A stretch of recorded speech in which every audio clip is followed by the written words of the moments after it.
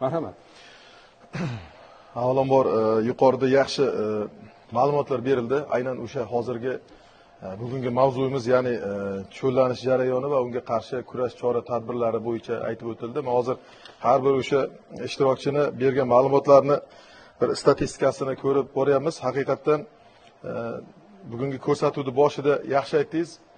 Biz va biz singari insonlar ta'sirida bo'layotgan jarayon deb aytib o'tdingiz. Hozirgi aytilib o'tilayotgan fikrlar ko'proq sug'orma dehqonchilik uchun aytilayotgandek tuyulyapti men uchun. Sababi biz bugun bu yerga aynan o'sha ekiladigan, umuman foydalanishdan chiqib ketgan, tuproqshunoslar tili bilan aytganda 10-20 ballik bonitetga ega bo'lgan yaroqsiz yerlar haqida gaplashyapmiz.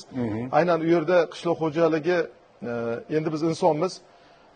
Bizni hozirgi metrimizni oladigan bo'lsak ham, siz bilan bizni oramizda misol uchun 5 metr bo'ladigan bo'lsa, har bir soniyada dunyo miqyosida har bir soniyada bu juda global tabiiy va antropogen omil ta'sirida bo'layotgan jarayon. Mana shu har bir soniyada bir deganimizda demak 23 gektar yer maydoni demak cho'llanishga sababchi bo'lyapti. 23 gektar. 23 gektar maydoni bir soniyada dunyo bo'yicha bu cho'llanishga yuz tutmoqda.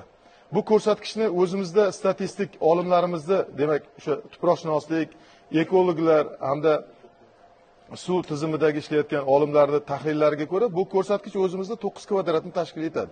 Bir soniyada demak O'zbekiston bo'yicha ham 9 kvadrat metr maydonimiz demak bizning demak ekiladigan maydonimizdan qurg'oqchilik mintaqamizga yuz tutmoqda.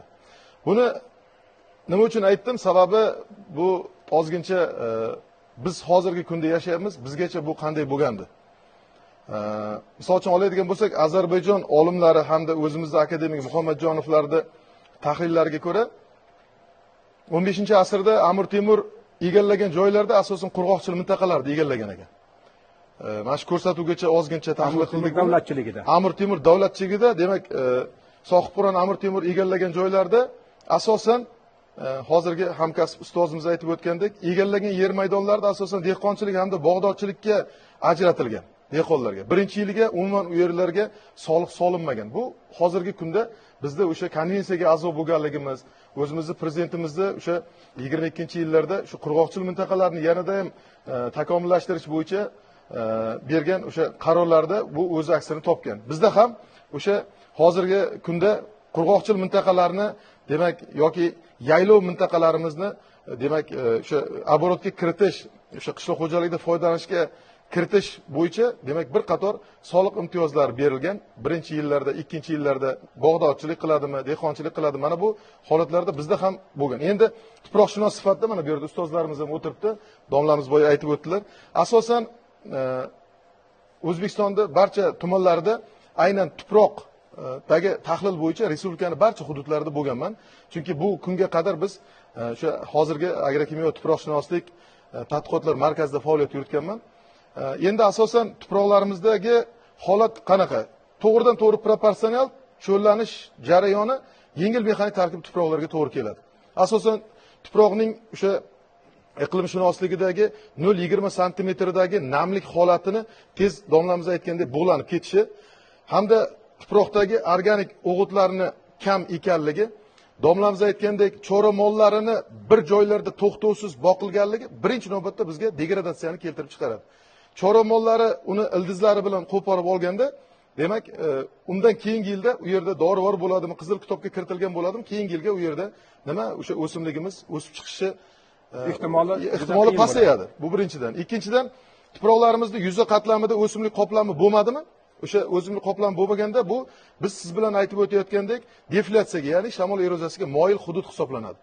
Voy domlamiz aytib o'tdilar, o'sha Amudaryo deltasi, ya'ni tranzit hudud hisoblangan. Amudaryo deltasi, ya'ni Orol dengizi tranzit hudud hisoblangan, O'zbekistondagi iqlimni mo'tadillashtirib turgan. Hozirgi kunda Amudaryo deltasida ham boshqa joyda ham suvning kamayib ketganligi, u yerdagi o'simlik qoplamining yo'qligi, sho'rlarning demak bir joydan boshqa joyga tez orada ko'chishi bizning qo'shni davlatlarimizga ham sho'rlanish jarayonini rivojlanishiga sababchi bo'lib turibdi hozir. Domla, juda ham muhim gapni aytdingiz, Amudaryo deltasidagi holatni. Hozirgi mavzumizdan kelib chiqib cho'llanish hududlarimizga kiradigan Navoiy, Qoraqalpog'iston, Xorazm, Buxoro cho'llarini inobatga oladigan bo'lsak, bu yerdagi biz oladigan, iste'mol qiladigan qishloq xo'jalik ekinligimizda hozirgi kunda qariyb o'sha orol qumi paydo bo'lgandan buyon 40-45% ga o'simliklardan olinadigan hosil kamayib ketdi, bu bir.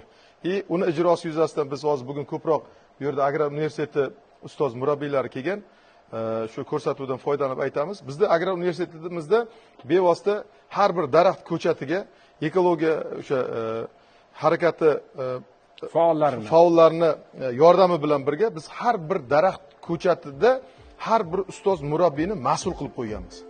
Mana bu daraxt ko'chatini o'stirib, avaylab, parvarish qilishda har bir o'qituvchiga mas'ul qilib qo'yganmiz. Bu ham bo'lsa-da ozginchagina qavariq zonada joylashgan Toshkent shahrini havosini ifloslantirilishini oldini olishga hamda cho'llanishini oldini olishga xizmat qiladi deb o'ylayman.